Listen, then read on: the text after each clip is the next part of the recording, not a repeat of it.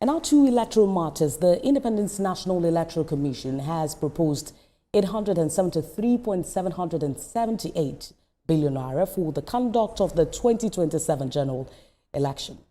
INEC Chairman Professor Joash Amokpeton disclosed this on Thursday while presenting the Commission's 2026 budget proposal and the estimated cost before the National Assembly Joint Committee on Electoral Marches. He clarified that the 873.778 billion naira election budget is distinct from INEC's 171 billion naira proposal for the 2026 fiscal year, which covers routine operations, including by-elections and off-cycle polls. Breaking down the proposed election budget, the INEC chairman said it was structured into 5 major components: 379.748 billion naira for operational expenses, 92.317 billion naira for administrative costs, 209.206 for technology, 154.905 billion for capital expenditure, and 42.608 billion for miscellaneous items. He noted that the proposal was prepared in compliance with Section 3, Subsection 3 of the Electoral Act 2022, which mandates the Commission to submit its election budget at least 1 year before the general election. And joining me for this conversation is Dr. G.D. Johnson. He is a Chief Lecturer, NIJ. He joins me on the news. It's good to have you join us at this time. A significant portion of the budget is allocated to technology. What concrete technological upgrades or innovations should Nigerians be expecting amidst the public concern about the e-transmission of results? Now, much noise was made about the IRF and the beavers in the 2023 election, only for us to get to the Supreme Court or the various courts that litigated on the election for the honorable justices to say these provisions were not captured in the Constitution, so they are not justiciable. So as far as I'm concerned, it's a sort on the injury for INEC to be even making proposals for the technology where the enabling law making room for the adoption and application of the technology has not been fully ratified, judging from the outcome of 2023 elections. And then if you look at the amount of money we vote for the election, you begin to wonder, why are we spending this amount of money year in, year out? In the last 3 electoral cycles, that's from 2015 to 2019, conservatively, we have spent 610 billion to conduct the election, to conduct elections into various offices across the length and breadth of the country. What are the infrastructures that you can point to? What are the technology that you can point to, that the resources that are being used to prosecute this election are brought into our electoral process? Can we even talk about electoral integrity? Have we been able to establish electoral integrity concerning people's confidence in the process? So as far as I'm concerned, it's more or less like business as usual. And INEC, from 300 billion plus for 2023 election, we are jumping to 800 billion. This is not justifiable. In the past years, there have been concerns about, INEC not reaching some certain locations during the election. There are public concerns about electoral integrity, like you also mentioned.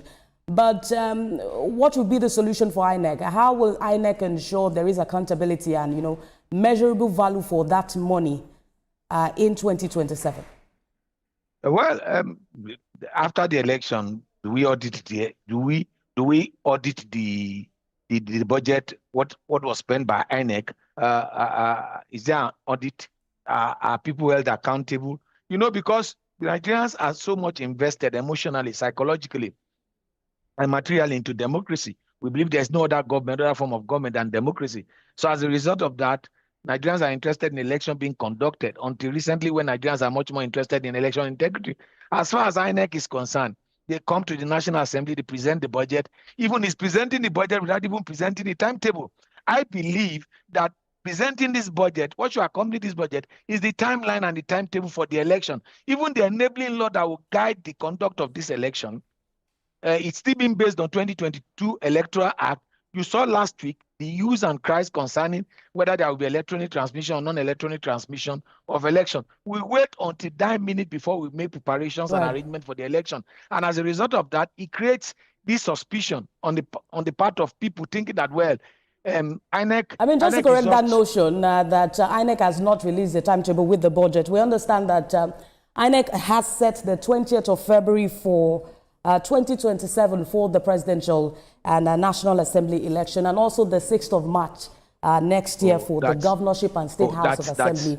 And so let's take that into consideration. That's wonderful. That means that they are working in line with what is expected of them. We should have the timetable before we talk about the budget. The budget and the timetable should work in sync. And now they have made a provisions, apart from the 2027 general election, they've made a provision of 100 billion for off-cycle election for this year. If you add that to the 873 billion we have, you'll be talking about 900 billion, close to 1 trillion. 1 trillion to conduct election.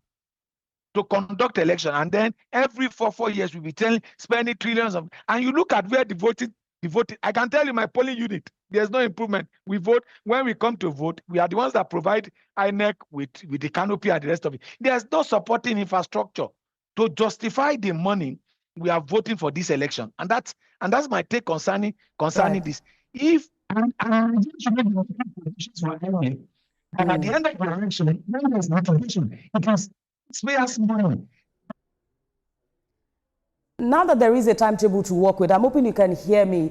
You know, when we consider Nigeria's current economic realities and, you know, competing national priorities, is the scale of spending sustainable? And are there areas that you think that we can actually, you know, reduce costs without compromising the quality of our elections?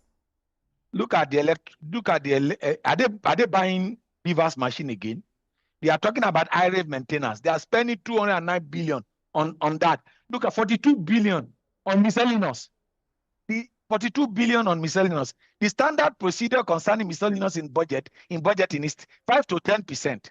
5 to 10% of your budget. So if you look at the breakdown of the budget, administrative costs, 92.32 billion.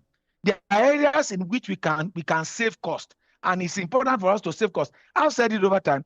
If this democracy is too expensive, probably they should allow us, those that are in government, to continue, and we should share this money. Share this money that they are going to use for this election, and base it on the number of people that will come out to vote on the day of the election.